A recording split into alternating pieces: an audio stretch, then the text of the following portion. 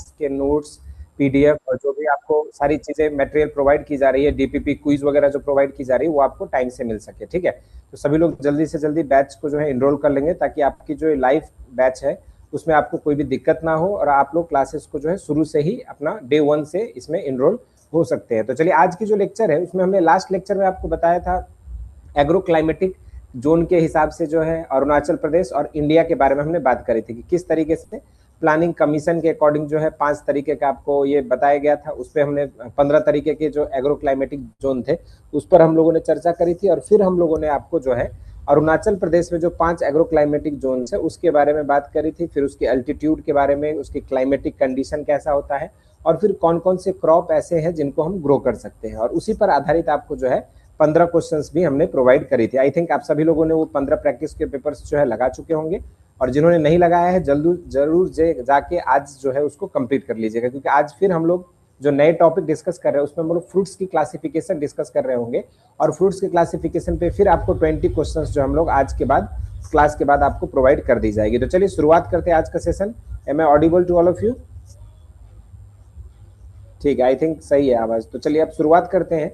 जैसा कि आप सभी जानते हैं, फ्रूट, देखो जब भी हम बात करते हैं क्रॉप की, तो यहाँ पर आप देखोगे एक प्लांट में अगर देखा जाए पार्ट वाइज, तो प्लांट की अलग अलग हम लोग पार्ट की बात करते हैं, जिसमें आपका फ्लावर्स होता है, अब रूट होती है, सूट होती है ना, ये आपका रूट पार्ट हो गया, ये आपका एबव ग्राउंड पार्ट जो है होता है, ये हमारा सूट हो गया। इसी में जब फ्लावर आता है तो उसी को जब आपके मेच्योर्ड, जब फर्टिलाइज्ड ओव्यूल जब रहता है, फर्टिलाइज्ड ओवरी, इसी को हम लोग क्या कहते हैं?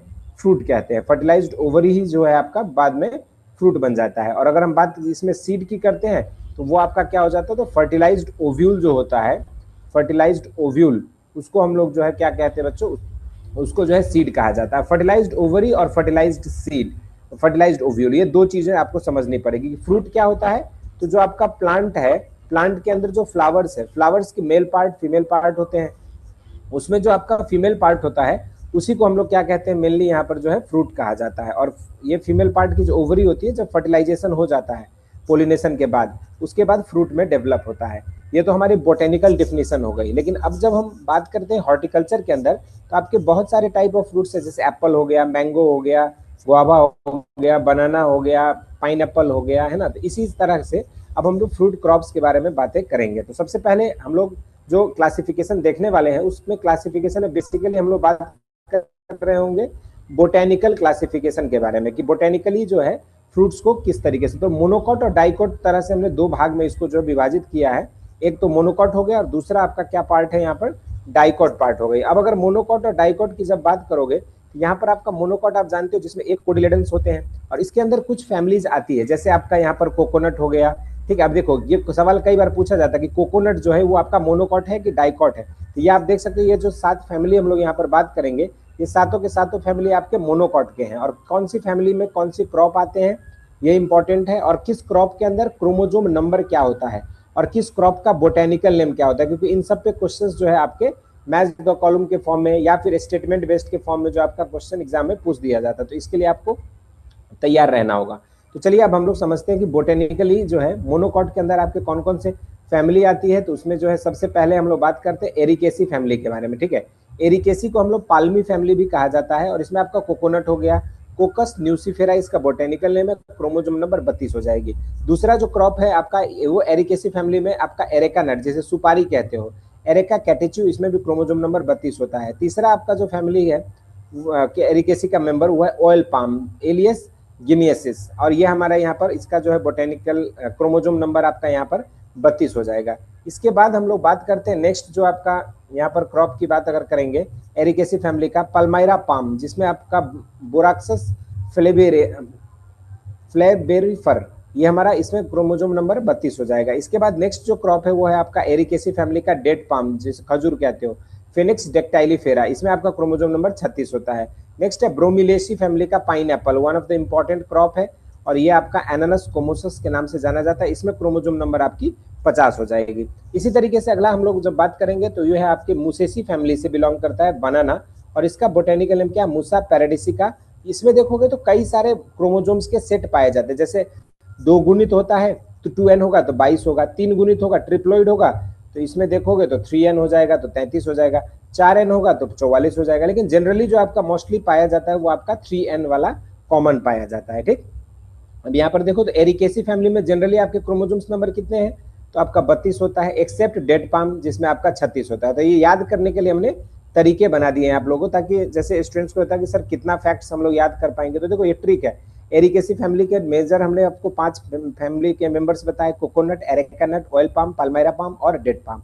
अब इसमें देखोगे तो 3 तो पाम ही है, तो पाम फैमिली है तो पाम पामी पैल्मी फैमिली से बिलोंग करेगा। पैल्मी का ही दूसरा नाम क्या है, एरिकेसी फैमिली है, और सभी के बोटेनिकल नेम हमने डिस्कस किए। इसके बाद नेक्स्ट जो फैमिली था उसको हम लोग देखेंगे मोनोकॉट फैमिली में मुसेसी, जिसमें आपका क्रोमोसोम नंबर 22, 33 और 44 होती है, जो कि ट्रिप्लोइड, ट्रिप्लोइड और टेट्राप्लोइड कल्टीवर्स को रिप्रेजेंट करता है। इसमें आपका केला बनाना हो जाएगा, ठीक। इसमें आपको पॉलीप्लोइडी वेरिएशन देखने को मिलता है। ये भी क्वेश्चन अगर पूछेगा कि मुसेसी फैमिली का कैरेक्टरिस्टिक क्या है, इसके अंदर आपको हाई जेनेटिक पॉलीप्लोइडी वेरिएशन देखने को मिलती है। इसके बाद बात करते हैं हम लोग ब्रोमिलेसी फैमिली, जिसमें आपका पाइनएप्पल, अनानास आता है, जिसमें आप देखोगे तो हाई पॉलीप्लोइडी जो है यहाँ पर देखने को मिलता है। मोनोकॉट क्रॉप है जो कि ट्रॉपिकल क्लाइमेट, जो हम लोग कल पढ़ रहे थे ट्रॉपिकल टेम्परेट, तो उसमें ये ट्रॉपिकल क्लाइमेट के लिए जो है उपयुक्त माना जाता है। अब हम लोग बात करते हैं डाइकॉट। डाइकॉट में आपके कई सारे फैमिलीज आते हैं, जैसे आपका एनाकार्डियेसी। एनाकार्डियेसी में मैंगो और कैस्यूनट, कैस्यूनट मतलब जो आपका काजू होता है, ठीक है। मैग्निफेरा इंडिका, एनाकार्डियम ओसिडेंटल इसका बोटेनिकल नेम है। इसमें आप देखोगे तो क्रोमोसोम नंबर यहाँ पर 42 होता है कैस्यूनट में, और 40 होती है आपकी मैंगो के अंदर। एनाकार्डियेसी का एक और है जिसको हम पिस्टैचियो नट कहते हैं, जिसको पिस्टिया वेरा कहा जाता है, ये आपका क्रोमोसोम नंबर इसमें 30 होता है। कस्टर्ड एप्पल की बात करोगे, एनोनेसी फैमिली से बिलोंग करता है, एनोना स्क्वामोसा, इसमें क्रोमोसोम नंबर 14 होता है। एनोनेसी में देखोगे तो जनरली आपके 14 क्रोमोसोम नंबर देखने को मिल रहा है। आपका एनोनेसी का अलग है, बुलॉक्स हार्ट, जैसे एनोना रेटिकुलाटा कहा जाता है, इसमें कई सारे हैं, जैसे एनोना रेटिकुलाटा है, एनोना स्क्वामोसा है, ठीक। अब इसके बाद एपोसाइनेसी फैमिली में करौंदा आता है, जो कि आयरन में रिच सोर्स होता है। ये करौंदा जो है आपका मेनली आयरन के लिए जाना जाता है, आयरन रिच होता है, ये आयरन रिच होता है। ये क्वेश्चन भी बनता है कि कौन सा फ्रूट ऐसा है जो आयरन रिच होता है, तो क्या आपका यहाँ पर क्रेसिया क्रैंडस, ये हमारे क्रोमोसोम नंबर यहाँ पे 22 होता है। कैरिकेसी फैमिली से बिलोंग करता है पपीता, जिसमें कैरिका पपाया 18 क्रोमोसोम नंबर है। इसके बाद इबिनेसी फैमिली से, जिसमें हम परसिमोन जो होता है, इसका बोटेनिकल नेम क्या है, डाइपायरोस काकी, और इसका क्रोमोसोम नंबर आपका 90 हो जाएगा। इसके बाद यूफोर्बिएसी फैमिली का मेंबर है एनोना, आंवला, आंवला जो हम लोग कहते हैं, इसे इंडियन गूसबेरी के नाम से भी जाना जाता है। इसका बोटेनिकल नेम हो गया इम्ब्लिका ऑफिसिनेलिस, इसका क्रोमोसोम नंबर हो जाएगा 28। इसके बाद बात करेंगे हम लोग, तीसरा है आपका ग्लूटीफेरी क्लूसिया, क्लूसेसी फैमिली से बिलोंग करता है। इसे मैंगोस्टीन, जिसे हम लोग क्वीन ऑफ फ्रूट भी कहा जाता है, और इस केस में आपका गैरसिना मैंगोस्टेना इसका बोटेनिकल नेम हो जाएगा, क्रोमोसोम नंबर इसकी 24 हो जाएगी। अब है आपका नेक्स्ट फैमिली जगलैंडेसी फैमिली, जिसमें आपके दो एग्जांपल हमारे लिए प्रोविलेंट है। एक वालनट, जो कि आपका एनर्जी से भरपूर रहता है, एनर्जी रिच रहता है, एनर्जी रिच, एनर्जी मतलब ऊर्जा से समृद्ध रहता है, ठीक है। और जुगलन रेजिया इसका बोटेनिकल नेम है, और इसका क्रोमोसोम नंबर आपका 32 हो जाएगा। पेकन नट जो हम लोग कहते हैं, कैरिया इलियोनिसिस, तो ये आपका जो है इसमें क्रोमोसोम नंबर 32 हो जाता है। ये आपके डाइकॉट फैमिली की बात कर रहे थे। Custard Apple and blocks heart, ये दोनों में देखोगे तो जनरली 14 क्रोमोसोम नंबर है। एनाकार्डियेसी में तो आम में आपका 40 है, और अगर हम बात करें कैस्यूनट काजू, तो उसमें आपकी जो है यहाँ पर सिंपल 2n=42 हो जाता है। और जनरली पिस्टिया को जो है उसमें आपका 2n=30 होता है, जो कि कम है इसमें क्रोमोसोम नंबर। तो ये आपके 3 वेरिएशन हमने दिखा दिया। इसके बाद इबिनेसी फैमिली जो है, जिसमें आप परसिमोन की बात करते हो, तो इसमें आपका क्रोमोसोम नंबर संख्या ज्यादा होता है, 2n=90 तक होती है, ठीक। अब अगला जो है हम लोगों को यहाँ पर बात करना है नेक्स्ट क्रॉप में अलग फैमिली के पार्ट, जिसमें हम लोग लॉरेसी फैमिली के बारे में बात करें तो एवोकार्डो, एवोकार्डो जिसे हम लोग आपका जो है ये आपकी पर्सिया अमेरिकाना, और ये हमारा जो है 24, ये मॉडर्न वर्ल्ड का फ्रूट भी कहा जाता है, या मॉडर्न जो वर्ल्ड अभी के इसमें मॉडर्न वर्ल्ड का फ्रूट के रूप में भी जाना जाता है। लेग्यूमिनेसी की बात करोगे, टैमरिंड, इमली जो कहते हैं, टैमरिंडस इंडिका 24 क्रोमोसोम नंबर होता है। मोरेसी फैमिली से बिलोंग करता है जैक फ्रूट, जो कि लार्जेस्ट फ्रूट है। अगर लार्जेस्ट फ्रूट ऑन ट्री की बात करेंगे तो लार्जेस्ट फ्रूट ऑन ट्री तो वो आपका जैक फ्रूट हो जाएगा। आर्टोकार्पस हेट्रोफाइलस 56 क्रोमोसोम नंबर होता है। मोरेसी फैमिली से फिग जो अंजीर होता है, ये फाइबर रिच होता है, ठीक है, फाइबर रिच होता है, फाइबर में समृद्ध होता है ये हमारा। और ये हमारा फिकस कैरिस का इसका बोटेनिकल नेम हो जाएगा, क्रोमोसोम नंबर 56 हो जाएगी। मोरेसी फैमिली की बात करते हैं, ब्रेड फ्रूट आता है आर्टोकार्पस एटिलस, इसमें आपका 56 क्रोमोसोम नंबर है। मोरेसी फैमिली का एक और मेंबर है मलबेरी, मोरस अल्बा, जो सहतूत वगैरह की खेती में हम लोग इसको कहते हैं, ठीक। नेक्स्ट है मिर्टेसी, जिसमें आपका गुआवा आ जाएगा, अमरूद। अब देखो ये सब डाइकॉट फैमिली है, तो ये सब अब कोई कभी सवाल पूछे कि गुआवा जो है सर डाइकॉट है कि मोनोकॉट है, तो इस केस में आपको ये पता हो जाएगा कि डाइकॉट जो है ये हमारा डाइकॉट फैमिली में बिलोंग करता है, ये हमारा डाइकॉट हो जाएगा, ठीक है।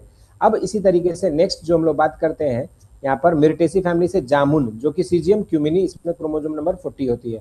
ऑक्जेल डीएससी फैमिली से बिलोंग करता है कैरम्बोला, जो कि एवेर होगा कैरम्बोला, इसका बोटेनिकल नेम है। पैसीफ्लोरेसी फैमिली से बिलोंग करता है पैशन फ्रूट, जिसमें आपका पैसीफ्लोरा इडुलिस इसका बोटेनिकल नेम है, और इसमें आपका क्रोमोसोम नंबर 18 होता है। इसके बाद हम बात करते हैं प्यूनिकेसी, जो अनार वाली फैमिली है। इसको हम लोग जैसे कई बार आपका प्यूनिकेसी की जगह ना अनार के फैमिली को लथाइरेसी करके भी आ जाता है ऑप्शन में, तो इसमें कंफ्यूज नहीं होना है कि लथाइरेसी होगा कि अगर लथाइरेसी, अगर प्यूनिकेसी नहीं दिया है तो आपका जो अनार है पोमोग्रेनेट, उसके केस में आपको हो सकता है लथाइरेसी करके ऑप्शन में आ जाए। तो दोनों चीजें आपको क्लियर रखनी होगी, प्यूनिकेसी, प्यूनिका ग्रेनेटम इसका बोटेनिकल नेम है। अगर बात करते हैं प्रोटेसी फैमिली से मैकेडेमिया नट, जो कि आपका मैकेडेमिया टेनिफ्लोरा। अब देखो यहाँ पर एक क्वेश्चन रहता है स्टूडेंट का कि सर ये सारा टेबल याद करने की जरूरत है क्या? देखो सिलेबस में तो दिया है इसलिए हमने आपको बता दिया, लेकिन जो कॉमन प्रचलित है उन्हीं आपको वेजिटेबल, उन्हीं फ्रूट्स और वेजिटेबल्स का नाम आपको याद रखने की जरूरत है। जैसे आपका यहाँ पर अगर इंपॉर्टेंट देखा जाए, एवोकाडो है, टेमेरिंड है, जैक फ्रूट है, फिग है, मलबेरी है, गुआवा है, जामुन है, ठीक है। इसके बाद पोमोग्रेनेट है और बेर है। बेर का फैमिली क्या है? तो रेमनेसी फैमिली से बिलोंग करता है। इसमें आपका जीजियम जिजिफस मॉरिशियाना इसका बोटेनिकल नेम, 4 गुणित होता है, 48 इसमें क्रोमोसोम नंबर है। अब यहाँ पर देखोगे तो बेर जो है ना आपका ड्राउट टॉलरेंस के लिए जाना जाता है। ड्राउट टॉलरेंस मतलब जो सूखा सहन क्षमता इसकी अधिक होती है। जहाँ पर भी सूखा रहेगा या कहीं पर नमी की कमी है तो उन सब एरियाज में या उस तरह के कंडीशंस में जो है इसको हम लोग इजिली ग्रो कर पाते हैं। तो ये आपका जो है अलग अलग आपका ये हो गया। अब बात करते हैं हम लोग क्लाइमेट के आधार पे, ये भी इंपॉर्टेंट क्लासिफिकेशन है कि कौन सा आपका जो है ट्रॉपिकल फ्रूट है, कौन सा आपका टेम्परेट फ्रूट है, इस पे क्वेश्चन आता है। जैसे ट्रॉपिकल, हमने नाम से ही क्लियर हो गया, ट्रॉपिकल मतलब क्या होगा? तो सर जो आपका वार्म कंडीशन में या फिर जो ह्यूमिड कंडीशन होता है, जहाँ पर कुहासे वगैरह नहीं लगते हैं, ऐसे सिचुएशन में जो ग्रो करेंगे उसको हम लोग जो है यहाँ पर क्या कहते हैं? तो उसको कहा जाता है आपका ट्रॉपिकल फ्रूट कहा जाता है, ठीक है। अब इसी में अगर क्वेश्चन पूछेगा आपको कि सिंपली दूसरा बताइए कि इसके एग्जाम्पल्स कौन कौन से हैं, तो ट्रॉपिकल में देखो सिंपल मैंगो, बनाना है ना, पपाया, पाइनएप्पल, गुआवा, सपोटा जिसको चीकू कहते हैं, कस्टर्ड एप्पल, जैक फ्रूट है ना, कैरम्बोला, पेसिमोन, कोकोनट और कैस्यूनट, ये सब आपके ट्रॉपिकल फ्रूट्स हो जाएंगे, ठीक है। इसके बाद बात करते हैं टेम्परेट। टेम्परेट मतलब नाम से क्लियर है, ठंडा जगह, कोल्ड रीजन, कूल क्लाइमेट चाहिए उसको, और विंटर चिलिंग, ठंडी में जो है रही है तभी जाके उसकी डोरमेंसी खत्म होती है। तो इसलिए हमारा इसमें आपका आ जाएगा apple, pear, plum, walnut, peach, apricot, almond, cherry, strawberry और पेकन नट। तो ये सब आपके जो है ट्रॉपिकल फ्रूट्स हो जाएंगे। इसके बाद बात करते हैं हम लोग सेमी एरिड या एरिड फ्रूट्स, जिसको हम लोग क्या कहते हैं यहाँ पर? सिंपली जो शुष्क क्लाइमेट में, जो आपका ज्यादा जैसे जहां पर ड्राउट टॉलरेंस या लिमिटेड वाटर वाली कंडीशन रहती है या सूखा जगह रहेगा, वहां सब पे ग्रो होता है। जैसे बेर हो गया, आंवला हो गया, डेड पाम हो गया, खजूर जिसे कहते हैं, बेल हो गया, फालसा, जामुन, करौंदा, तो ये सब आपके जो है यहाँ पर सेमी एरिड या एरिड रीजन, एरिड मतलब होता है शुष्क क्षेत्र में जो है ये आपका जनरली पाए जाएंगे, जहां पर आपकी नमी की कमी रहती है उन सब एरियाज में। एक इसमें आता है सब ट्रॉपिकल कैटेगरीज भी आता है। सब ट्रॉपिकल में आप ध्यान में रखना, एक मैं एग्जांपल बता देता हूँ, लोक्वाट। लोक्वाट जो है एक तरीके के फ्रूट है जो कि सब ट्रॉपिकल फ्रूट के कैटेगरी में आता है। तो ये आपको ध्यान में रखना होगा, अलग अलग क्लाइमेट के हिसाब से किसको कैसा जलवायु चाहिए उसके अकॉर्डिंग है। अब आती है बात कि फ्रूट की मॉर्फोलॉजी। मॉर्फोलॉजी का मतलब क्या होता है? जैसे हम लोग अगर हमारे अंदर की बात करें तो कोई मोटा दिखता है, कोई पतला दिखता है, तो ये हमारी मॉर्फोलॉजिकल कैरेक्टर हो गई। कोई गोरा होगा, कोई काला होगा, ये तो हमारी मॉर्फोलॉजी हो गई। लेकिन किसके अंदर कैसा सेल की स्ट्रक्चर है, जीन कैसा है, या फिर हमारे जो अंदर के जो ऑर्गन्स की स्टडी होगी तो अंदर, तब उसको हम लोग एनाटॉमी कहते हैं। तो ऐसे फ्रूट्स की मॉर्फोलॉजी मतलब बाहरी रूप से वो कैसा दिखेगा उसके आधार पे। जैसे हम लोग पहला बात करते हैं बेरी एंड मॉडिफाइड बेरीज। अब बेरी में देखोगे तो ट्रू बेरी कौन कौन सा है? तो बनाना है, पपाया है, ग्रैप है, सपोटा है, एरेका नट है और एवोकाडो है। इस तरीके से बोलोस्टा, ये फ्रूट टाइप किसकी है? पोमोग्रेनेट। इसमें देखोगे तो आपका थिक लेदरी रिंड। अगर हम अनार देखते हैं तो उसके कंपार्टमेंट्स में आपके बीज जो है, इंटीरियर सीड्स इन कंपार्टमेंट, अलग अलग जैसे ट्रेन में डब्बे बने रहते हैं, वैसे ही अनार में देखोगे आप तो छोटे छोटे डब्बे टाइप का बना रहता है। उस डब्बे के अंदर हमारे बीज जो है भरे जाते हैं, या उसके डब्बे के अंदर जो है हमारी बीज की प्रेजेंस होती है। इसके बाद बात करते हैं हम लोग एम्फीसेराका के बारे में। एम्फीसेराका में वुड एप्पल जिसे हम बेल कहते हैं, ये आपका इसकी कठोर बाहर रहती है कवर, है ना। उसके बाद पेपो की बात करते हैं तो वाटरमेलन, जितने भी क्यूकर बीट्स हैं उन सब में आप देखोगे तो आपका फ्रूट टाइप्स जो है क्यूकर बीट्स में आपकी जो है पेपो फ्रूट टाइप हो जाएगा। पोम की बात करते हैं एप्पल हो गया, पियर हो गया, है ना, लोक्वाट हो गया, है ना, इस सब आपके पोम फ्रूट टाइप हो गया। उसके बाद हेस्पेरिडियम में सिट्रस, जितने भी आपके नींबू वर्गीय हैं या सिट्रस है तो वो सब में आपका फ्रूट टाइप जो है आपकी हेस्पेरिडियम, जैसे citrus leathery rind with juice field, उसमें जो है आपकी जूसी रहता है। जैसे संतरा को देख लो या नींबू देख लो, जब काटोगे तो उसके अंदर आपकी जो है जूस फिल्ड रहती है ना, ऐसा रस निकलता है कि नहीं। तो उसी तरीके से चाहे वो आपका क्या कहते हैं मौसम्बी देख लीजिए, या फिर आप आना क्या कहते हैं संतरा देख लीजिए, नींबू देख लीजिए, उस केस में ये चीज पाई जाती है। इसके बाद कैप्सूल जो है, ये देखोगे तो आंवला और कैरम्बोला, ये आपके ड्राई फ्रूट स्प्लिट कर जाते हैं। कैरम्बोला में क्या होता है, जब सूख जाता है फल या जब मैच्योर हो जाता है तो फल फट जाता है। और आंवला के केस में आप जानते ही हो, आंवला हमारा फ्रूट टाइप, इसकी जो है क्या हो जाएगी, कैप्सूल हो जाएगा। अब बात करते हैं ड्रूप। ड्रूप का मतलब क्या है, तो उसके अंदर गुठली होती है। जैसे आम की बात अगर करें हम, तो आम के अंदर क्या आपको देखने को मिलता है, गुठली होता है कि नहीं आम में। तो वही चीज हम लोग यहाँ पर बात कर रहे हैं कि गुठली जब देखेंगे तो उसी को कहा जाता है यहाँ पर आम आपका जो है पाया जाएगा। ठीक, अब इसमें आम में बात करते हैं ड्रूप में। सबसे पहले ड्रूप स्टोन जिसे कहते हैं, इसमें आपकी फ्लेसी फ्रूट रहेगा, लेकिन इसके अंदर आपकी इंडोकार्प जो होता है। जैसे देखो कोई भी फ्रूट में देखोगे, जैसे मान के चलो ये हमारा फल है, ठीक है, अब इस फल के आउटर कवर को हम इपीकार्प कहते हैं। क्या कहते हैं, इपीकार्प, ये हमारा बाहर वाला कवर है। इसके बाद जो इसके अंदर मध्य में जो पार्ट रहेगा इसको हम लोग मेजोकार्प कहते हैं, मेजोकार्प कहा जाता है, ठीक है, मध्य में है। और इसके बाद अंदर वाली जो पार्ट होती है यहाँ, इसको हम लोग मान लो एंडोकार्प कहते हैं, ठीक है, और एंडोकार्प। और किसी में अगर आप पूरा तीनों खाते हैं, इसको हम लोग क्या कहते हैं, पेरिकार्प कहते हैं। पेरिकार्प यानी कि पूरा फल ही खाया जाता है। जैसे हम लोग बात करें आंवला में, तो आंवला में पूरा फल खाते हैं हम लोग, और अंगूर में पूरा फल खा लेते हैं, ठीक है। तो इस तरीके से पेरिकार्प एडिबल हो जाएगा। और उसके बाद बात करते हैं ड्रूप में। अब ड्रूप या फिर स्टोन फ्रूट या नट की बात करते हैं, तो ये सब आपके देखोगे सिंपल ड्रूप टाइप में। तो आपकी कौन कौन सी एग्जांपल हो जाएगा, मैंगो है, पीच है, प्लम है, बियर है, बर है, बर बेर की बात हो रही है, ये बेर जिजिफस मॉरिसियाना जो हम लोग बात कर रहे थे। उसके बाद कोकोनट, चेरी, कोकोआ और कॉफी, ये सब आपके एग्जाम्पल हो जाएंगे ड्रूप फ्रूट में। अब नट में बात करते हैं तो इसकी आपकी सूखी रहती है, हार्ड कवरिंग रहती है, और वन सीडेड फ्रूट रहता है। इसमें एक बीज जो है आपकी रहती है, और इसमें सेल जो है स्प्लिट नहीं करता है मैच्योरिटी पर। खैर हम लोगों को बस ये याद रखना कि नट कौन कौन सी है, जैसे कैस्यू नट, लीची, चेस्टनट, वालनट, है ना, पेकन और रामबुटान, ये सब आपके नट हो जाएंगे। अब यहाँ पर देखो एक ट्रिक क्या है कि कोकोनट के पीछे नट लगा है, लेकिन वो नट फ्रूट टाइप नहीं है। और अक्सर ये क्वेश्चन पूछ दिया जाता है एग्जामिनेशन में कि आपका कोकोनट का फ्रूट टाइप क्या होगा, या कोकोनट में जो फल का प्रकार है वो कौन सी होती है। तो कोकोनट में आपको फल का प्रकार क्या हो जाएगा, तो कोकोनट में आपको बताना है कि ये जो है आपकी ड्रूप टाइप का है, या इसको हम स्टोन फ्रूट भी कहते हैं। तो यहाँ पर ये चीज ध्यान में रखना कोकोनट से रिलेटेड, इस पे क्योंकि नट है तो अक्सर बच्चे कंफ्यूज करते हैं। जैसे लीची, कैच्यू नट, चेस्टनट, वालनट, ये सब नट है, लेकिन कोकोनट हमारा नट नहीं है, ठीक है। तो ये चीज आपको ध्यान में रखना होगा। इसी तरीके से एक और एक्सेप्शन है यहाँ पर, एरेका नट। एरेका नट में भी नट लगा है, लेकिन ये हमारा बेरी फ्रूट टाइप है, ये भी हमारा नट नहीं है। तो ये दो एक्सेप्शन, सुपारी और आपको यहाँ पर जो है कोकोनट को ध्यान में रखना होगा, इससे आपकी काम बन जाएगा। उसके बाद बात करते हैं फ्रूट की, एग्रीगेट फ्रूट। एग्रीगेट फ्रूट का मतलब क्या होता है, जैसे ये सब हमने ऊपर जो बात करी वो सब सिंपल फ्रूट थे जो एक फ्लावर से डेवलप हो रहे थे, लेकिन यहाँ पर एग्रीगेट फ्रूट में क्या होता है, एक सिंगल फ्लावर से ही बनता है, लेकिन उसके पास बहुत सारे कार्पेल्स रहते हैं। One flower and many carpels जब फ्यूज होके बनता है तो उस फ्रूट को हम एग्रीगेट फ्रूट कहते हैं। कई बार देता है कि ऐसे फ्लावर को क्या कहेंगे, ऐसे फ्रूट को क्या कहेंगे जहां पर एक फ्लावर और मल्टीपल कार्पेल्स फ्यूज होकर बनता है। उसमें ऑप्शन आ जाएगा आपका aggregate fruit, simple fruit, complex fruit और मल्टीपल फ्रूट।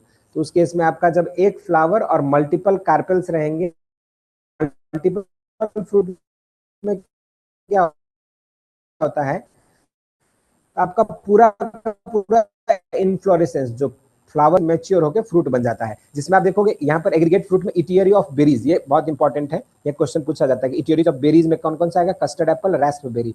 ड्रुपलेट्स में कौन कौन सा आएगा, ब्लैकबेरी। एकिन्स में क्या आएगा, स्ट्रॉबेरी। और फॉलिकल्स में क्या आएगा, कैलोट्रोपिस और काइरेंथस। तो ये दोनों आपके लिए ध्यान में रखना है। एटलीस्ट बेरी को याद रखो और अचीन को याद रखो, ये दो तो क्वेश्चन अक्सर पूछा जाता है कि इटेरी ऑफ एकिन्स कौन सी है, तो स्ट्रॉबेरी हो जाएगा। एटेरी ऑफ बेरीज कौन सी है, तो आपका कस्टर्ड एप्पल या रास्पबेरी हो जाएगा, ठीक है। अब बात करते हैं हम लोग यहाँ पर मल्टीपल फ्रूट, जो कि पूरी ग्रुप ऑफ फ्लावर्स से बना है या बहुत सारे फ्लावर से बना है। यहाँ पर सिंगल फ्लावर है, यहाँ पर बहुत सारे फ्लावर की बात हो रही है, ग्रुप ऑफ फ्लावर से बना है। अब इसमें साइकोनस, जिसे हम फिग कहते हैं, अंजीर इसे हिंदी में कहा जाता है। सोरोसिस, जिसे हम लोग जो है जैक फ्रूट, पाइनएप्पल, मलबेरी या ब्रेड फ्रूट कहते हैं। इसके बाद इजी मेमोरी के लिए आप देखो तो साइकोनस हमारा फिग है और सोरोसिस हमारा जो है यहाँ पर पाइनएप्पल, जैक फ्रूट, मलबेरी और ब्रेड फ्रूट। इसमें कंफ्यूज नहीं होना है। जैसे कई बार आपका फ्रूट टाइप जैक फ्रूट का पूछा जाता है तो बच्चे अक्सर साइकोनस लगा देते हैं, तो ये नहीं गलती करनी है आपको। जैक फ्रूट में क्या होगा, सोरोसिस होगी, पाइनएप्पल में भी सोरोसिस, और पाइनएप्पल का और जैक फ्रूट का ये दो ज्यादातर जनरली क्वेश्चन पूछा जाता है, इंपॉर्टेंट है, आपको ध्यान में रखनी है। जो चीजें इंपॉर्टेंट बताता जाऊंगा उसको आपको भी अपने कॉपी में लिखते समय इंपॉर्टेंट करना है, क्योंकि इंपॉर्टेंट यही सब चीजें एग्जाम में अक्सर पूछी जाती है जहां बच्चे गड़बड़ करते हैं। अब बात होती है यहाँ पर पोस्ट हार्वेस्ट फिजियोलॉजी के बारे में। पोस्ट हार्वेस्ट का मतलब क्या होता है, कटाई के बाद जो गतिविधि होगी। जैसे अगर हम बात करें संतरा की, संतरा तुम कच्चा तोड़कर लेकर आओ और अपने घरों में रख दो, ठीक है, तो वो पकेगा नहीं, वो सूख के पीला हो जाएगा और वो टेस्ट मजा नहीं देगा। लेकिन पका हुआ संतरा आप अपने घर पे लेकर आइए तोड़ के, तो वो आपका बहुत अच्छा जो है पक के अच्छा आपका जो है वहां पर समझ में आता है आपको। तो ये चीज ध्यान रखना है आपको यहाँ पर। अब देखो क्लाइमेटेरिक फ्रूट, क्लाइमेटेरिक मतलब ऐसे फ्रूट जिसको हम तोड़ने के बाद पका सकते हैं, जिनकी रेस्पिरेशन जो है तोड़ने के बाद भी होती है।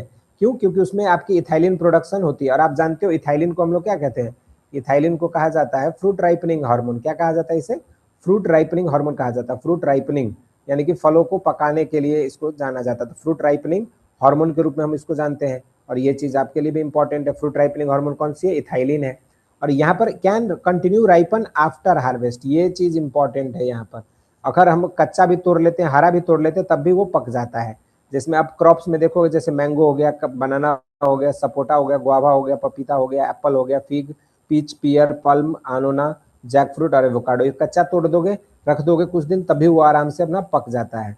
और अब बात करते हैं नॉन क्लाइमेटेरिक फ्रूट, जहां पर क्या होता है, कोई भी यहाँ पर आपकी जो है रेस्पिरेटरी काम नहीं होता, रेस्पिरेशन नहीं होती, मतलब इथाइलिन नहीं प्रोड्यूस होगा, मतलब ripening does not depend heavily on the autocatalytic burst of ethylene, ethylene की प्रोडक्शन यहाँ पर नहीं होगा। यानी कि do not ripen after harvested, ये इंपॉर्टेंट है कि तोड़ने के बाद ये पकते नहीं है। इसीलिए इसको हमें कब हार्वेस्ट करना है, जब फुल्ली मेच्योर हो जाए। जैसे सिट्रस हो गया, ग्रेप्स हो गया, पाइनएप्पल, पोमोग्रेनेट, लीची, बेर, जामुन, कैस्यूनट, चेरी, स्ट्रॉबेरी, आंवला, लोक्वाट और फालसा, ये सब आपके ऐसे फ्रूट्स हैं या जिनको हम कच्चा नहीं तोड़ सकते, इनको पके हुए ही तोड़ना होता है। और ऐसा क्यों होता है, क्योंकि इथाइलिन प्रोडक्शन का ही खेल है। अगर हाईएस्ट बात करें इथाइलिन प्रोडक्शन तो कौन करता है, तो एप्पल में देखोगे एक्सट्रीमली हाई प्रोडक्शन होती है, 25 से लेकर आपका 2500 माइक्रोलीटर पर लीटर के हिसाब से जो इथाइलिन प्रोडक्शन करता है। तो पैशन फ्रूट में देखोगे तो इसका और ज्यादा, इसमें मात्रा जो है आपके 466 से ये 530 माइक्रोलीटर पर लीटर तक जो है ये आपका फ्रूट प्रोड्यूस करता है। तो हमें ये वैल्यू याद करने की जरूरत नहीं है, लेकिन ये चीज याद रखना है कि इथाइलिन प्रोडक्शन ही असली खिलाड़ी है, जिसके वजह से ये फल जो है पक जाते हैं, और तोड़ने के बाद भी। और ये पार्टिकुलरली कहाँ होता है, क्लाइमेटेरिक फ्रूट्स में होता है, नॉन क्लाइमेटेरिक में ये चीज नहीं देखने को मिलता। आपको यहाँ पर डेफिनेशन और examples they are very important. अगला चीज आपको यहाँ पर ध्यान में रखना है, अगर देखा जाए तो यहाँ पर क्विक रेस्पॉन्स में डे लेंथ के हिसाब से किस तरीके से आपका फ्लावर इंडक्शन होती है, या फिर अलग अलग क्लास में आपको ध्यान में रखना होगा यहाँ पर। क्लियर, एक मिनट, ठीक है।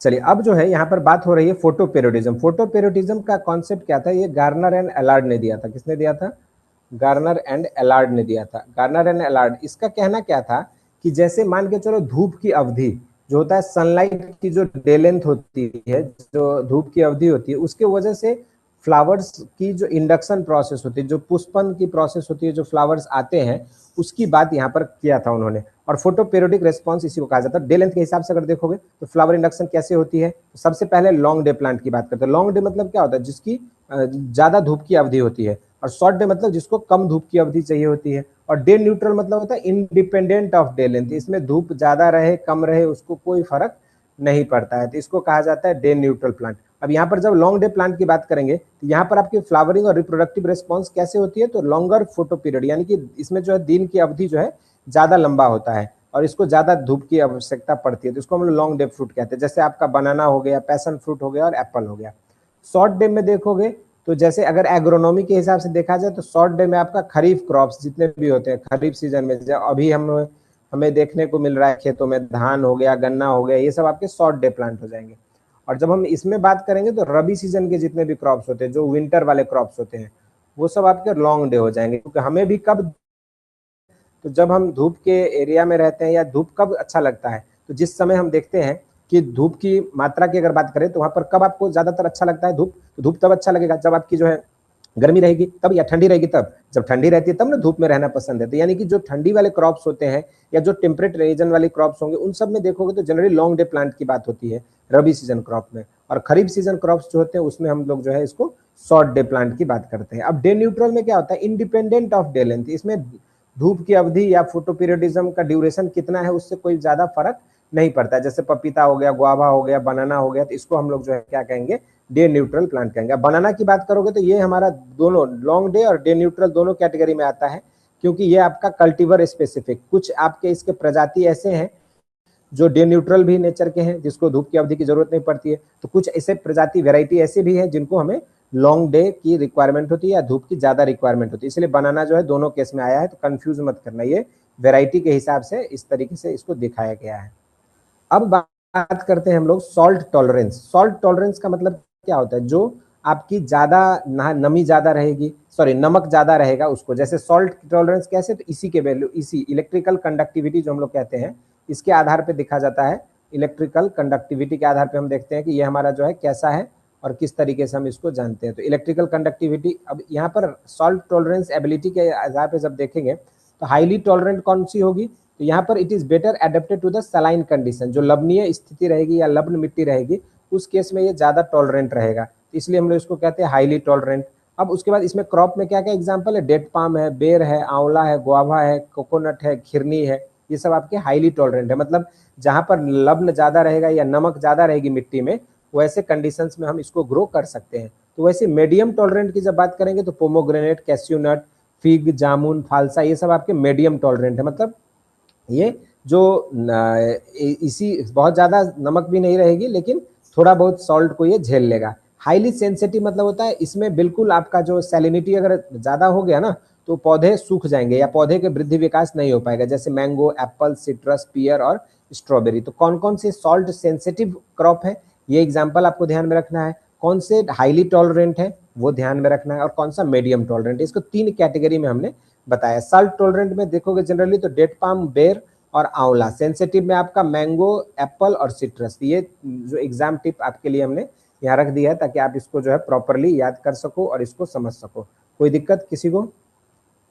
अब बात आती है दूसरे कैटेगरीज में आते हैं कि दूसरा कैटेगरी क्या है, एसिड टॉलरेंस। एसिड मतलब जो सॉइल एसिडिक रहेगी, अम्लीय रहेगी। एसिडिक मतलब क्या होता है, लेस देन पीएच क्या होगा, पीएच के हिसाब से देखा जाता है, पीएच लेस देन अगर 7 रहेगा तो उसको हम लोग एसिडिक सॉइल कहते हैं। अब इसमें भी आपके स्लाइटली एसिडिक, हाईली एसिडिक होता है। अब इसमें कौन सा हाईली टॉलरेंट है, मतलब जो एसिडिक सॉइल जहाँ रहेगी वहां पर ग्रो होगा, जहां पर हाई रेनफॉल और हाई हिल रीजन जो हो रहती है पहाड़ी इलाकों में जिसकी खेती हो सकती है। स्ट्रॉबेरी, रास्पबेरी, फिग, बेर, प्लम, ये सब आपके जो है यहाँ पर एग्जाम्पल हो जाएंगे। तो वहीं पर मीडियम टॉलरेंट का जब बात करेंगे तो मीडियम मतलब जो मीडियम लेवल की जो आपका एसिड की मात्रा रहती है उसमें, मीडियम एसिडिक सॉइल में, जैसे पाइनएप्पल, एवोकाडो और लीची। और यहाँ पर भी सेंसिटिव मतलब क्या होता है, ये जो है आपके यहाँ पर not specified in original source, but यहाँ पर देखोगे तो बहुत ज्यादा सेंसिटिव रहता है ये आपकी एसिडिक एनवायरमेंट में। तो ये सब आपके क्रॉप्स जो है हाईली सेंसिटिव होते हैं। हाईली सेंसिटिव मतलब जो आपकी एसिडिक सॉइल में सेंसिटिव हो, ठीक है, यानी कि जिनकी खेती हम एसिडिक सॉइल में नहीं करना चाहिए, उस तरह के क्रॉप्स को हम लोग क्या कहते हैं, हाईली सेंसिटिव क्रॉप कहा जाता है। ठीक है, इसके एग्जाम्पल्स भी आप लोग नोट कर लीजिए क्योंकि इंपॉर्टेंट है।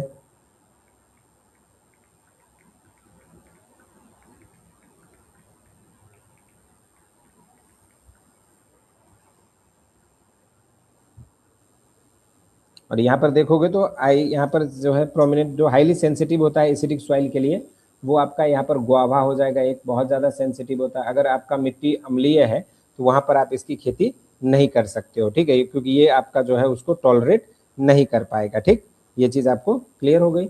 अब यहाँ पर एसिडिक मतलब जो पहाड़ी इलाका में या फिर जो आपका बहुत ज़्यादा जो हिली एरियाज होते हैं उनमें जो है इनकी खेती की जाती है, तो ये आपको अलग अलग नोट कर लेना है। क्लियर?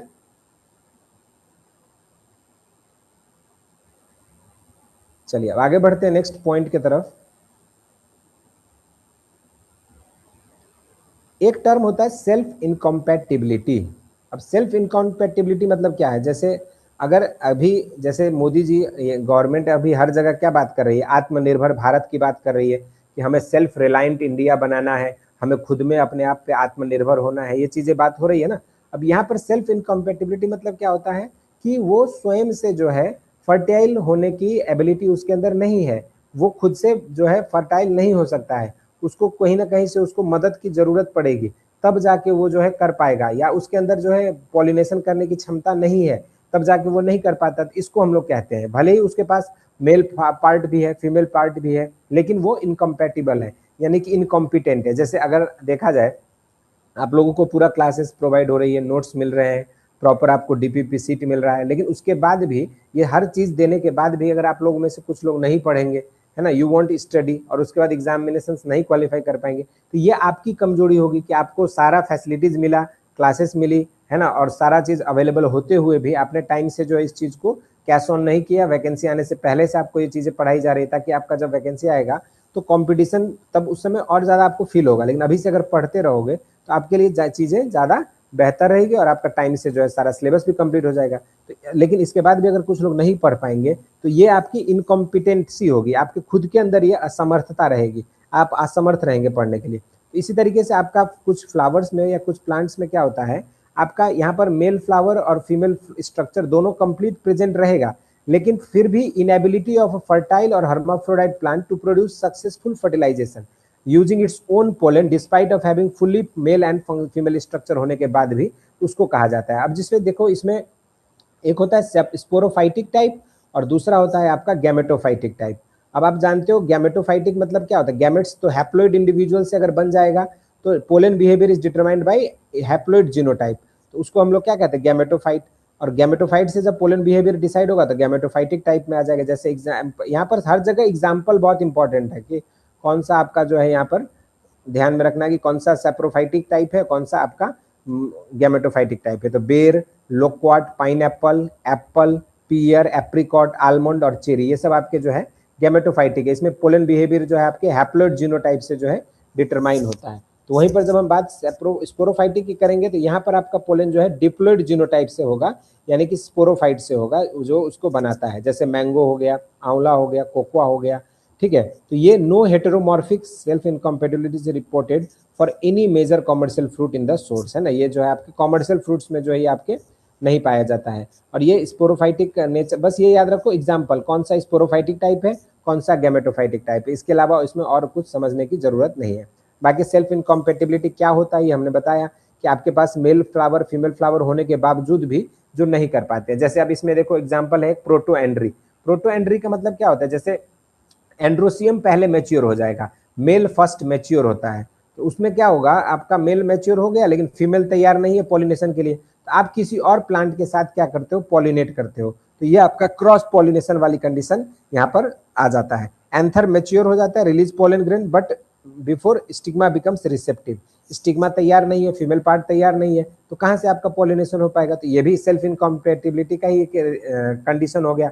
प्रोटोगाइनी में क्या होता है, तो फीमेल पार्ट जो है रिसेप्टिव हो जाती है, लेकिन एंथर उसका मैच्योर ही नहीं रहता है, और एंथर जो है रिलीज ही नहीं करता है पोलन, तो उससे पहले ही जो है ये इसकी स्टिग्मा मर जाएगी, तो इसलिए ये आपका नहीं कर पाता। तो ये सब इस केस में क्या हो जाता है, क्रॉस पॉलिनेशन की कंडीशन जो है देखने को मिलती है, या फिर जो है ये पर परागन वाला कंडीशन जो है यहाँ पर ये करता है। जैसे एग्जाम्पल में आपका कॉमन क्रॉप्स में देखोगे कोकोनट हो गया, सपोटा हो गया, वालनट हो गया, है ना, उसके बाद जो है एनोना म्यूरिकाटा जिसे हम सोरसुप कहते हैं, ये सब आपके कॉमन प्रोटोएंड्री कंडीशन पाई जाती है। तो यहाँ पर प्रोटोगाइनी कंडीशन कहाँ पाया जाएगा, तो फिग हो गया, पोमोग्रेनेट, प्लम, है ना, एनोना म्यूरिकाटा के अलावा जो है बाकी सारे प्रजाति जो है यहाँ पर प्रोटोगाइनी है। ये भी एग्जाम्पल इंपॉर्टेंट है, जैसे क्वेश्चन पूछ देगा कि एनोना म्यूरिकाटा कैसा है, प्रोटोएंड्री है कि प्रोटोगाइनी है, तो एनोना म्यूरिकाटा जो है बेटा वो आपकी पर्टिकुलरली प्रोटोगाइनी है, लेकिन सॉरी प्रोटोएंड्री है, लेकिन बाकी के जितने भी एनोना रेटिकुलाटा, एनोना स्क्वामोसा, तो ये सब जितने भी अलग अलग प्रजाति है वो सब प्रोटोगाइनी होगा, क्योंकि उसमें फीमेल पहले मैच्योर होगी। लेकिन एक पर्टिकुलर एक्सेप्शन है एनोना म्यूरिकाटा, जो कि आपका प्रोटोएंड्री होगा।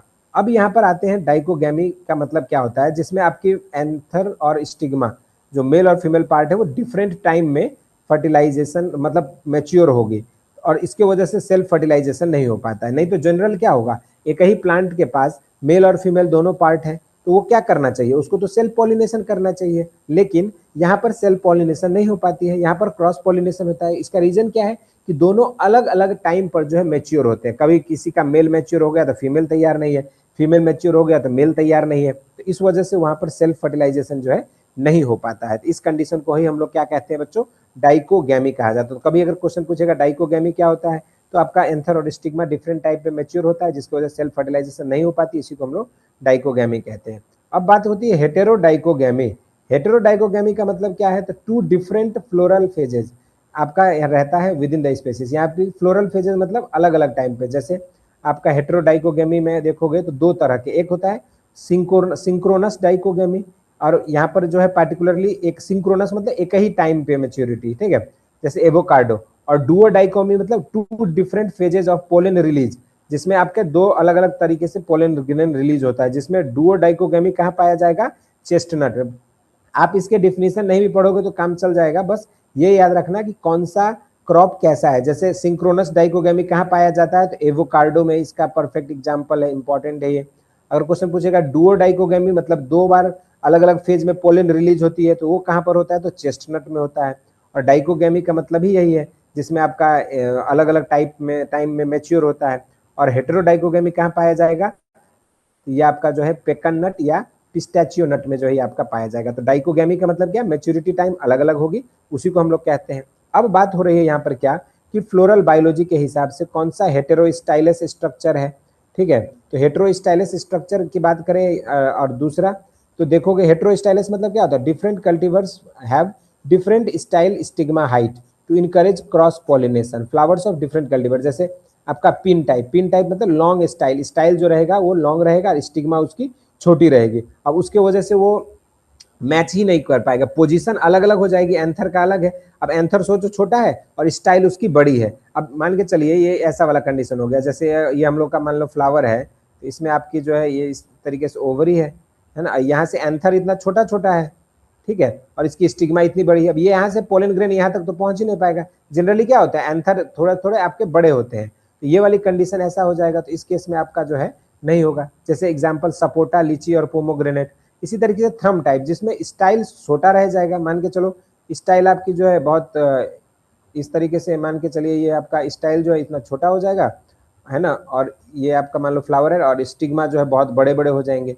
अब इसके केस में भी इतना बड़ा बड़ा हो जाएगा, तो ये भी आपका नहीं हो पाएगा, जिसको हम थ्रम टाइप कहते हैं। तो ये आपका एंथर जो है स्टिग्मा से बहुत, anthers position high above stigma, stigma यहाँ है, एंथर बहुत ज्यादा ऊंचा है, जैसे कि आलमंड, कैरम्बोला और लीची में पाया जाता है। अब बात करते हैं सेल्फ पॉलिनेशन। सेल्फ पॉलिनेशन मतलब स्वपरागन कैसे कंडीशन में हो सकती है, या कैसे कंडीशंस में आपका सेल्फ पॉलिनेशन देखने को मिलता है, जहां पर फ्लावर आपकी टाइटली क्लोज्ड रहेगी, जिसको हम कहते हैं फ्लावर नेवर ओपन्स, है ना, फ्लावर नेवर ओपन, कभी इसके फ्लावर जो है कभी खुलते नहीं है, तो इसको कहा जाता है फ्लावर नेवर ओपन, इसको कहा जाता है क्लिस्टोगैमी। तो क्लिस्टोगैमी कंडीशन में क्या होता है, तो यहाँ पर फ्लावर आपके खुलते नहीं है। अब जब फ्लावर कभी खुलेगा नहीं, फ्लावर नहीं खुलेगा, तो इसमें क्या होगा आपका, यहाँ पर जो है आप देखोगे तो सिंपल आपकी फ्लावर में जो है क्लिस्टोगैमस कंडीशन की वजह से पॉलिनेशन तो होगी, लेकिन आपस में ही होगा, अंदर ही, क्योंकि वहां पर कोई भी फॉरेन पार्टिकल आ ही नहीं सकता है, क्योंकि फ्लावर तो कभी खुला ही नहीं। इस कंडीशन को कहते हैं क्लिस्टोगैमी। जबकि आपका ग्रेप्स में पाया जाता है, papaya, sapota, apricot, citrus, dwarf coconut, peach और फालसा में पाई जाती है। अब एक होता है होमोगैमी। होमोगैमी मतलब एंथर और स्टिग्मा दोनों एक टाइम पे मेच्योर होता है विद इन ओपन फ्लावर। तो इस केस में भी आपका सेल्फ पॉलिनेशन हो जाएगा एक टाइम पे। होमो मतलब समझना कि सेम, और हेटेरोगेमी मतलब होता है डिफरेंट टाइप में जब मैच्योर होता है, जो हम लोग आगे डाइकोगेमी वाली कंडीशन में पढ़ रहे थे। अब बात होती है यहाँ पर क्या, ग्रेप्स में देखोगे तो आपके कुछ वेराइटीज होमोगेमी यहाँ पर एक ही टाइम पे मैच्योर होता है, पपीता हो गया, सपोटा हो गया, ठीक, एप्रिकोट हो गया, सिट्रस हो गया, ड्वार्फ कोकोनट, पीच और फालसा। तो ये सब आपके होमोगेमी, क्योंकि इसमें एंथर और स्टिग्मा एक टाइम पे मैच्योर भी होती है और फ्लावर इसके क्लोज्ड भी होते हैं। तो जब क्लोज्ड रहेगा एक टाइम पे मैच्योर होगा तो आपस में ही पॉलिनेशन हो जाएगी और यहाँ पर जो है आपका नया प्लांट जो है फर्टिलाइजेशन के बाद नई फ्रूट जो है आपकी डेवलप हो जाएगा। ठीक, अब आती है बात मोनोसियस, डाइसियस और गाइनोडाइसियस के बारे में। समझो कि मोनोसियस क्या होता है। मोनोसियस का मतलब समझिए जैसे मेज, इसमें मेल फ्लावर और फीमेल फ्लावर सेम डिफरेंट रहेगा लेकिन सेम प्लांट पे रहेगा, जैसे मक्का में भी पाया जाता है। और ये आपके विटेस रोडोंटिफोलिया जो हम लोग मुस्कैडिन ग्रेप्स जो कहते हैं अंगूर, इसमें पाया जाता है। तो वही चीज डाइसियस की जब बात करोगे तो यहाँ पर क्या होगा, separate mail and female flower occur in different plants, अलग अलग प्लांट्स पे जो है मेल फ्लावर कहीं और फीमेल फ्लावर कहीं और। इसमें पॉलिनेटर की जरूरत पड़ती है तब जाके ही वहां पर पॉलिनेशन हो पाता है, जैसे पपीता हो गया, डेट पाम हो गया, कोकुम हो गया, कीवी फ्रूट हो गया, बिटल वाइन हो गया, नटमेग हो गया, ठीक है, उसके बाद मुस्कडाइन ग्रेप्स हो गई, उसके बाद पाल्माइरा पाम हो गया। ये सब आपके डाइसियस। अब देखो ये मुस्केडिन ग्रेप्स जो है ये आपके मोनोसियस और डाइसियस दोनों नेचर के होते हैं डिपेंडिंग अपॉन द वेराइटीज। अगला बात करते हैं गाइनोडाइसियस, जिसमें देखोगे तो क्रॉप पॉपुलेशन जो है ये आपकी सेपरेट फीमेल प्लांट्स की मिक्सचर रहती है। और हर्माफ्रोडाइट मतलब होता है बाइसेक्सुअल, जहां पर दोनों आपके जो है मेल और फीमेल दोनों रहेंगे, उसको कहा जाता है। जिसमें एग्जांपल में आपका गाइनोडाइसियस में फिग आपके लिए इंपॉर्टेंट है। अब यहाँ पर ये तो हमारा क्लासिफिकेशन हमने डिस्कस कर लिया। अब ये king of fruit, queen of fruit को समझना बहुत इंपॉर्टेंट है। जैसे मैंगो को किंग ऑफ फ्रूट कहा जाता है, मैंगो स्टीन को क्वीन ऑफ फ्रूट कहते हैं।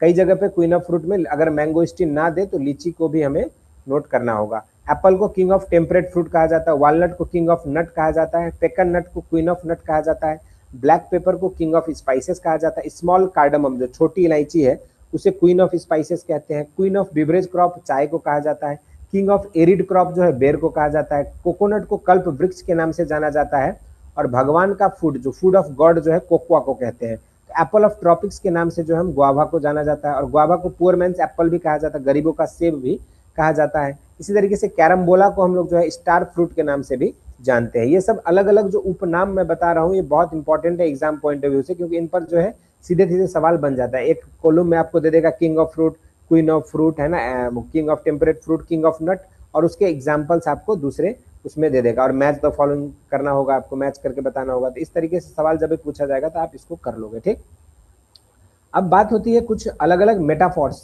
जिसपे अलग अलग नाम दिया गया है। जैसे अगर हम बात करें मैंगो को बाथरूम फ्रूट कहा गया है, बनाना को एडम्स फिग या ट्री ऑफ विजडम या ट्री ऑफ पैराडाइज या कल्पथरु के नाम से, या एप्पल ऑफ पैराडाइज के नाम से जाना जाता है। एवोकाडो को बटर फ्रूट कहा जाता है, जैक फ्रूट को मंकी जैक कहा गया है, पपीता को मेलन ट्री कहा गया, मैंडेरिन को फैंसी फ्रूट के नाम से जाना जाता है, कीवी फ्रूट को जो है चाइना मिराकल के नाम से, या हॉर्टिकल्चर वंडर ऑफ न्यूजीलैंड या नेशनल सिंबल ऑफ न्यूजीलैंड या चाइनीज गूसबेरी के नाम से जाना जाता है। बेर की बात करोगे तो इसे चाइनीज फिग या चाइनीज डेट के नाम से जानते हैं। लोकवाट की बात करेंगे तो जापान प्लम या जापानीज मेडलर के नाम से जाना जाता है। जामुन की बात करोगे तो इंडियन ब्लैकबेरी, और इसके बाद आंवला को इंडियन गूसबेरी। अब देखो ये ब्लैकबेरी, गूसबेरी और इंडियन गूसबेरी इन सब में कंफ्यूजन अक्सर होता है, आपको नहीं कंफ्यूजन होना है। जामुन कैसा दिखता है, काला दिखता है ना, तो ये आपका कैसा हो जाएगा, इंडियन ब्लैकबेरी हो जाएगी। इसे ब्लैक पाम और जावा पाम के प्लम के नाम से भी जाना जाता है। इस तरीके से आंवला को हम लोग जो है मायरा बोलान या फिर जो है मलाका ट्री के नाम से भी जाना जाता है, इसको इंडियन गूसबेरी भी हम कहते हैं। तो ये आपका आंवला से रिलेटेड हो गया। इसी तरीके से अगर हम बात करते हैं यहाँ पर प्लम में, तो फालसा को हम लोग स्टार एप्पल के नाम से जानते हैं। कैरम्बोला को हम लोग जो है कमरख या फिर जो है 5 कॉर्नर फ्रूट, इसीलिए इसको स्टार, जैसे स्टार में क्या होता है 5 अलग अलग इंड होते हैं ना, इसका भी कैरम्बोला को इसलिए स्टार फ्रूट के नाम से भी जानते हैं। सपोटा जो चीकू कहते हो इसको सपोडेला प्लम या फिर बली बुली के नाम से जाना जाता है। वाटर चेस्टनट की बात करोगे तो पानी फल या सिंघाड़ा जिसे हम कहते हैं उसकी बात हो रही है यहाँ पर। मखाना को हम लोग गॉर्गन नट के नाम से जानते हैं। ऐसी तरीके से अगर देखा जाए कैश्यू नट को तो डॉलर अर्निंग क्रॉप, क्योंकि बहुत ज्यादा काजू महंगा बिकता है ना, इसके प्लो क्रॉप या फिर गोल्ड माइन ऑफ वेस्टलैंड के नाम से जाना जाता है। ऑयल पाम की बात करोगे तो स्मॉल होल्डर्स इरिगेटेड क्रॉप है ना, जिसके पास कम खेती है, और पाम ऑयल पाम को हम लोग स्मॉल होल्डर्स इरिगेटेड क्रॉप के नाम से जानते हैं। अब बात होती है कि कौन सा फ्रूट का कहाँ से ओरिजिन हुआ है। ये पूरा वर्ल्ड मैप में हमने आपको दिखाया जैसे चाइना से कौन कौन सी फ्रूट आई है, तो देखो लीची हो गया, स्वीट ऑरेंज हो गया, मैंडेरिन हो गया, परसिमोन हो गया, मलबेरी हो गया, लोक्वाट हो गया, पीच हो गया, एप्रिकॉट हो गया, जापानीज प्लम हो गया, ये सब आपके चाइनीज ओरिजिन है। उसके बाद इंडो चाइना में देखोगे तो वालनट और आंवला हो गया। इंडो मलाया रीजन में देखोगे तो कैरम्बोला और जामुन हो गया। साउथ ईस्ट एशिया की बात करें अगर, तो बनाना, कोकोनट, पुमेला, क्यूसिन और लेमन हो गया। इंडिया की बात करें तो बेल, जैक फ्रूट, कागजी लाइम और फालसा, ये सब इंडियन ओरिजिन के हैं। वेस्ट अफ्रीका से इस ओरिजिन इराक से जो है आपका डेट पाम और फिग की हुई है। पोमोग्रेनेट का ओरिजिन ईरान से हम बात करते हैं। अफगानिस्तान से आलमंड की ओरिजिन हुई है। ब्लैक या कैस्पियन सी से जब बात करोगे तो मैंगो या फिर जो है हम लोग यहाँ पर ग्रेप्स की बात करते हैं, तो इसकी उत्पत्ति जो है आपका ब्लैक टू कैस्पियन सी के तरफ से जो है इसका उत्पत्ति हुआ थी। ये अलग अलग रीजन वाइज जो हमने आपको क्रॉप के ओरिजिन के बारे में बातें करी कि कौन सा फ्रूट का ओरिजिन कहाँ से हुआ है या किस जगह से किसकी उत्पत्ति हुई है, उस पर हम लोगों ने यहाँ पर चर्चा किया। ठीक, अब फिर कुछ और भी एग्जाम्पल्स आपको यहाँ पर ध्यान में रखने होंगे। जैसे ब्राजील से क्या क्या हुआ है, तो देखो कैस्यूनट, पैशन फ्रूट और पाइनएप्पल। यूरोप से पियर, नाशपाती। एप्पल जो है आपका एशिया माइनर या वेस्टर्न हिमालय से हुआ है। फिर इस तरीके से मैन मेड हाइब्रिड जो हम लोग कहते हैं वो स्ट्रॉबेरी और एटेमोया को कहा जाता है।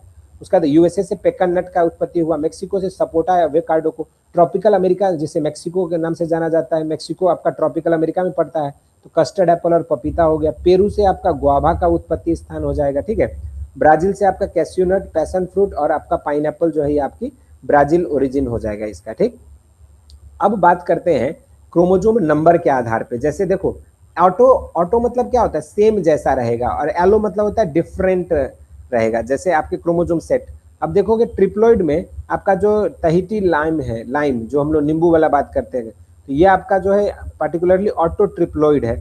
इसी तरीके से मैंगो की बात करोगे तो ये आपका एलो टेट्राप्लॉइड या एम्फी डिप्लॉइड के रूप में जाना जाता है। एलो हेक्साप्लॉइड में आपका प्लम जो है, प्लम फ्रूट। उसके बाद विला कोलम्बन जो है या स्ट्रॉबेरी जो है आपका वो एलो ऑक्टाप्लॉइड है। यही क्वेश्चन पूछ देगा आपको, एलोप्लॉइड, हेक्साप्लॉइड, एम्फीप्लॉइड करके दे देगा चार एक कॉलम में, और दूसरे कॉलम में आपको नाम दे देगा चार फ्रूट का, और आपस में आपको मैच द कॉलम करके बताना होगा कि किसकी प्लॉइडी लेवल कैसी है या किस में जो है आपका जो गुणसूत्र की संख्या है वो कितना है। तो ये आपकी इसके तौर पे आपका वेरी करता है। जैसे हम बात करें ऑटो ऑक्टाप्लॉइड में क्या है, तो आपका ये गोला बेर और इलायची बेर, ये दोनों आपके इसके हो जाएंगे। ऑटो हेक्साप्लॉइड में आपका कीवी फ्रूट और परसिमोन हो जाएगा। बाकी उमरान बेर और ऑटो टेट्राप्लॉइड में हो जाएगा आंवला, बेर, लीची, फालसा, जैक फ्रूट, है ना। तो ये सब आपको एग्जाम्पल्स बहुत इंपॉर्टेंट है, क्योंकि एग्जाम्पल पर सीधे सीधे सवाल आपके पूछे जाते हैं। हॉर्टिकल्चर डेवलपमेंट ऑफिसर या हॉर्टिकल्चर के कोई भी एग्जाम आता है, इस केस में पूछा जाता है। अब देखो ग्रोथ कर्व की बात होती है, यहाँ पर ये इंपॉर्टेंट है आपके लिए एग्जाम पॉइंट ऑफ व्यू से, कि कीवी में जो है आपकी कैसा फ्रूट पाया जाता है। इसमें ट्रिप्लॉइड है, इसमें जो इसके सिग्मोइड, सिग्मोइड कर्व मतलब क्या होता है, ग्रोथ कर्व कैसा होता है, कैसे उसमें वृद्धि विकास होती है टाइम के साथ ग्रोथ स्टेज का, तो उसको हम लोग जैसे triploid, triple sigmoid curve particularly kiwi fruit में पाया जाता है। ये बस एक पॉइंट यहाँ से याद रखना है, बहुत ज्यादा इसमें दिमाग लगाने की जरूरत नहीं है। डबल सिग्मोइड देखोगे तो इसमें आपका सपोटा, सीडलेस बनाना, बेर, पपाया, गुआवा, फिग, प्लम और आपका जो है ग्रेप्स, इसमें जो है आपके ये डबल सिग्मोइड पाया जाता है। एग्जाम में अक्सर आपके ट्रिपल सिग्मोइड कर्व से सवाल बनते हैं, जो कि आपका कीवी फ्रूट में जो है पार्टिकुलरली ये हमारा पाया जाता है। क्लियर है?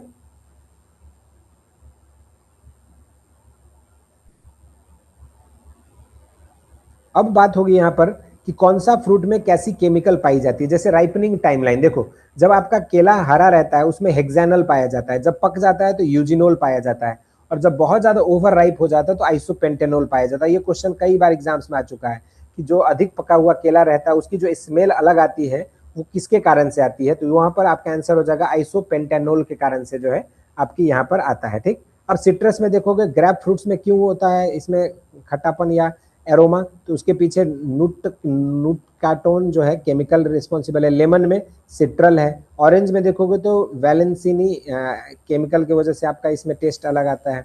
इसी तरीके से अगर हरा एप्पल रहता है तो हेक्सानॉल रहता है वहां पर प्रेजेंट, और जब पक जाता है तो पकने के बाद केला सेब में कौन सी केमिकल पाई जाएगी, ये इंपॉर्टेंट है, इथाइल टू मिथाइल ब्यूटाइरेट। ये आपका जो सेब होता है उसके अंदर जो अलग स्वाद आती है या एरोमा जो आती है ना, उसका रीजन ये है, सेब जहां रखोगे तुम खुशबू जो आता है उसके पीछे।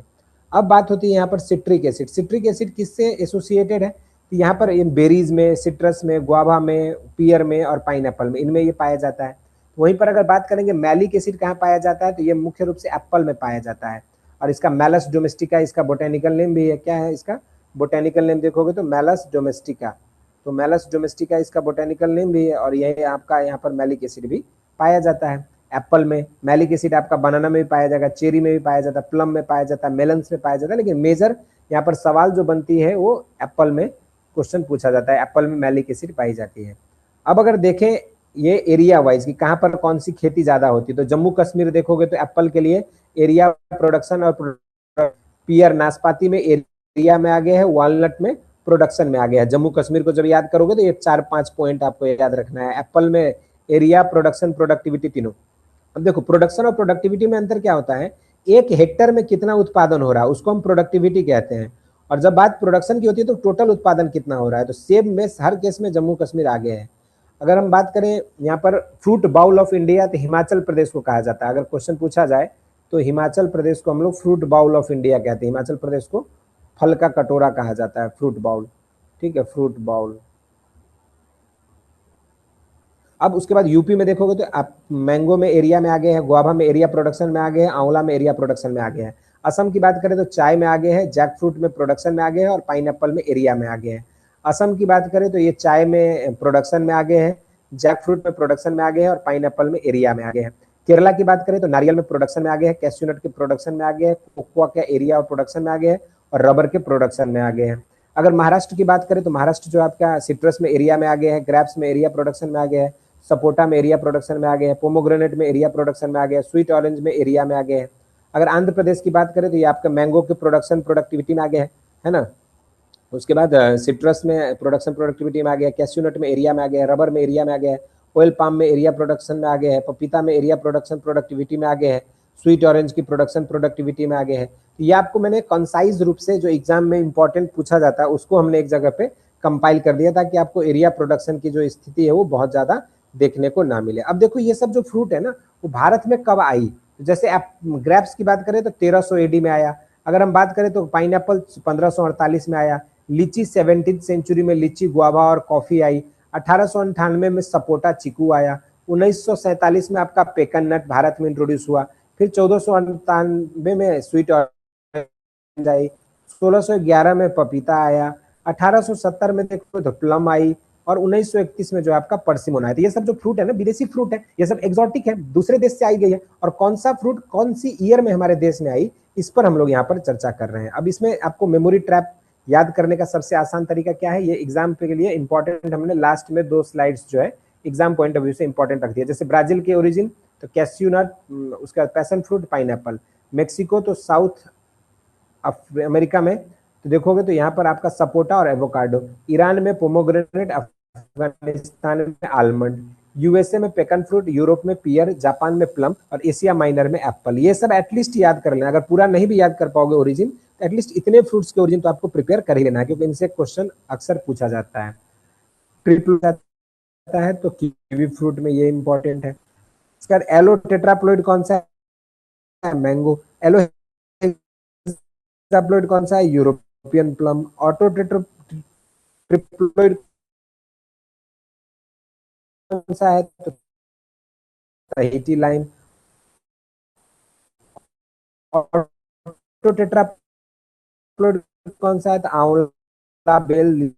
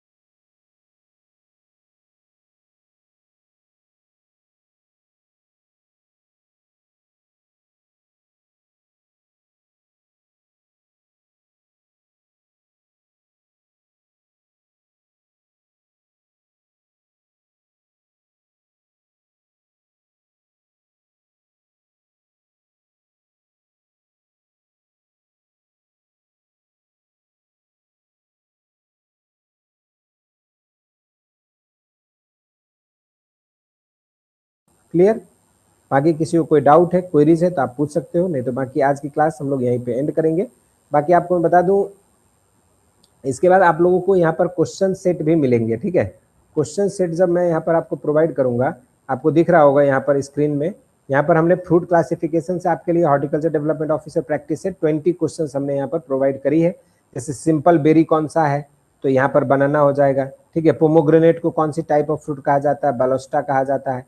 तो इस सब के आंसर भी दिए हैं और एक्सप्लेनेशन भी दिया हुआ है। तो इसको आप लोग पहले पूरे नोट्स को पढ़ लेंगे, रिवाइज कर लेंगे, तब जाके ईमानदारी से क्वेश्चंस को लगाएंगे, ठीक है। और जो बच्चे अभी तक इनरोल नहीं हुए हैं बैच में, जल्दी से जल्दी इनरोल हो जाइए, क्योंकि हम लोग ये नया बैच जो अभी शुरू हो रहा है, अभी से डे 1 से अगर आप लोग क्लासेस करेंगे तो आपको प्रॉपर समझ में आ जाएगा, ठीक है।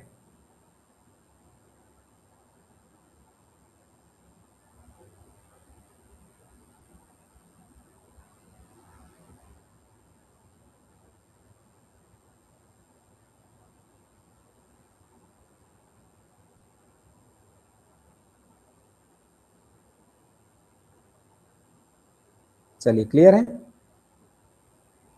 क्या डाउट था भाई?